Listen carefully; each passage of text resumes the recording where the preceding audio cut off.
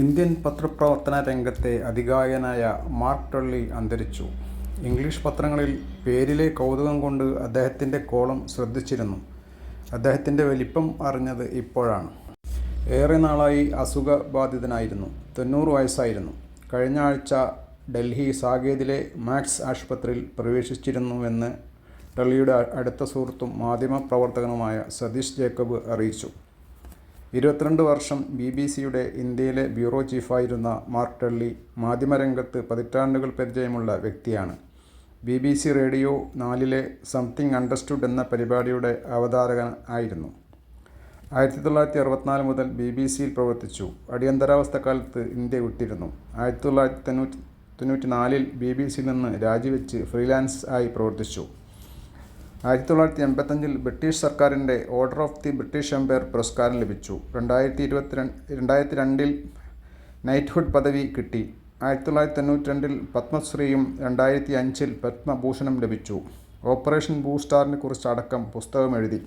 സ്വതന്ത്ര ഇന്ത്യയുടെ രാഷ്ട്രീയ ചരിത്രത്തിലെ സുപ്രധാന സംഭവങ്ങൾ BBC-ക്ക് വേണ്ടി റിപ്പോർട്ട് ചെയ്ത അദ്ദേഹം രാജ്യത്തെ ഏറ്റവും വിശ്വസനീയമായ വിദേശ ശബ്ദമായാണ് അറിയപ്പെട്ടത്.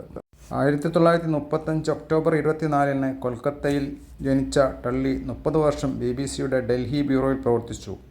1971-ലെ ഇന്ത്യ-പാക് യുദ്ധകാലത്തും അടിയന്തരാവസ്ഥ കാലത്തും രാജ്യം വിടേണ്ടി വന്നെങ്കിലും പിന്നീട് തിരിച്ചെത്തി. 1994-ൽ BBC-യിൽ നിന്ന് രാജിവെച്ച ശേഷവും സ്വതന്ത്ര മാധ്യമ പ്രവർത്തകനായി ഇന്ത്യയിൽ തുടർന്നു. ജീവിത പങ്കാളിയും എഴുത്തുകാരിയുമായ ഗില്ലിയൻ റൈറ്റിനൊപ്പം നിസാമുദ്ദീൻ മെസ്സിലായിരുന്നു താമസം. മാർക്ക് ടള്ളി ഇന്ത്യയുടെ ശബ്ദമായിരുന്നു. ജവഹർലാൽ നെഹ്റുവിന് ശേഷമുള്ള ഇന്ത്യൻ രാഷ്ട്രീയത്തിൻ്റെ പ്രസക്തമായ വിശദാംശങ്ങൾ മാർക്കിനോളം ഗംഭീരമായ ലോകത്തോട് പറഞ്ഞ മറ്റൊരു വിദേശ മാധ്യമപ്രവർത്തകൻ ഉണ്ടാവില്ല. വിദേശിയുടേതായ മുൻവിധികളുടെയോ അവ ശരിവെക്കാൻ സഹായിക്കുന്ന കൗതുക കണ്ണോടെയോ അല്ല മാർക്ക് ഇന്ത്യ എന്ന വലിയ വാർത്തയെ സമീപിച്ചതും അതേക്കുറിച്ച് ലോകത്തോട് പറഞ്ഞതും. നിഷ്പക്ഷമായിരിക്കുമ്പോഴും ഇന്ത്യയോട് ചേർന്ന് നിൽക്കുന്ന ഹൃദയം ആ വാക്കുകളിൽ തെളിഞ്ഞു നിന്നു. റിപ്പോർട്ടറല്ല, വാർത്തയിലെ മനുഷ്യരാണ് പ്രധാനമെന്ന ബോധ്യമായിരുന്നു മാർക്കിൻ്റെ പ്രത്യേകത. എന്തുകൊണ്ട് തൻ്റെ വാർത്തയെ ലോകം വിശ്വസിക്കണമെന്ന് ഓരോ റിപ്പോർട്ടറും സ്വയം ചോദിക്കണമെന്ന് അദ്ദേഹം സഹപ്രവർത്തകരോട് പറഞ്ഞിട്ടുണ്ട്. ഇന്ത്യയിലും BBC വിവരങ്ങളുടെ ആധികാരിക ശബ്ദമായെങ്കിൽ അതിനവർ മാർക്കിനോടും ഏറെ കടപ്പെട്ടിരിക്കുന്നു. തൻ്റെ മാതാവ് പ്രധാനമന്ത്രി ഇന്ദിരാഗാന്ധിയുടെ വേർപാട് സംഭവിക്കുമ്പോൾ രാജീവ് ഗാന്ധി കൊൽക്കത്തയിലായിരുന്നു. ഒപ്പമുണ്ടായിരുന്നവർ രാജീവിനോട് പറഞ്ഞു, ഇന്ദിരാജി ഗുരുതരാവസ്ഥയിലാണ്. രാജീവിൻ്റെ മറുപടി, അമ്മ മരിച്ചുവെന്ന് ഞാൻ BBC-യിലെ മാർക്കിൽ നിന്നും സ്ഥിരീകരിച്ചു. സുൽഫിക്കർ അലി ഭൂട്ടോയെ തൂക്കിലേറ്റുന്നത്, ബംഗ്ലാദേശ് വിമോചനം, അഫ്ഗാനിസ്ഥാനിലെ സോവിയറ്റ് അധിനിവേശം, operation blue star, Babri Masjid തകർക്കൽ, അങ്ങനെ എത്രയോ ചരിത്ര സംഭവങ്ങളുടെ ആധികാരിക വിവരങ്ങൾ മാർക്കിൻ്റേതായി ലോകത്തിന് മുന്നിലുണ്ട്. അയോധ്യയിൽ 1992 ഡിസംബർ 6-ന് മസ്ജിദ് തകർക്കപ്പെടുമ്പോൾ ദൃക്സാക്ഷികളൊരാളായിരുന്നു മാർക്ക്. എത്രയും വേഗം അത് ലോകത്തെ അറിയിക്കാൻ ഫൈസാബാദിലേക്ക് പായുന്ന മാർക്ക് അവിടെ അന്ന് ഉണ്ടായിരുന്ന മറ്റു മാധ്യമപ്രവർത്തകരിൽ പലർക്കും മായാത്ത ഓർമ്മയും പാഠവുമാണ്.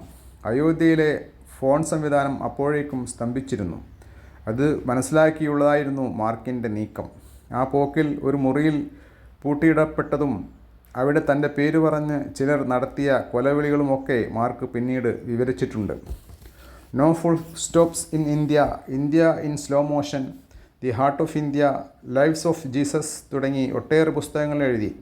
ജീവിത പങ്കാളി ഗില്ലിയൻ റൈറ്റുമായി ചേർന്ന് തയ്യാറാക്കിയതാണ് ചിലത്. ഒട്ടേറെ തവണ കേരളത്തിലിരുന്നു അദ്ദേഹം. ബ്രിട്ടീഷ് പൗരത്വമുള്ളപ്പോഴും ഓവർസീസ് സിറ്റിസൺസ് ഓഫ് ഇന്ത്യ കാർഡും മാർക്കിനുണ്ടായിരുന്നു. 2013-ൽ OCI കാർഡിന് അപേക്ഷിക്കുന്നതിന് ജനന സർട്ടിഫിക്കറ്റ് സംഘടിപ്പിക്കാൻ കൊൽക്കത്തയിൽ മാർക്ക് നടത്തിയ അധ്വാനം BBC-യുടെ വാർത്തയായിരുന്നു. ലോകത്തിനു മുമ്പിൽ ഇന്ത്യയുടെ ശബ്ദമായി കഴിവ് തെളിയിച്ച ആ മാധ്യമ പ്രതിഭയ്ക്ക് മുമ്പിൽ ആദരാഞ്ജലികൾ.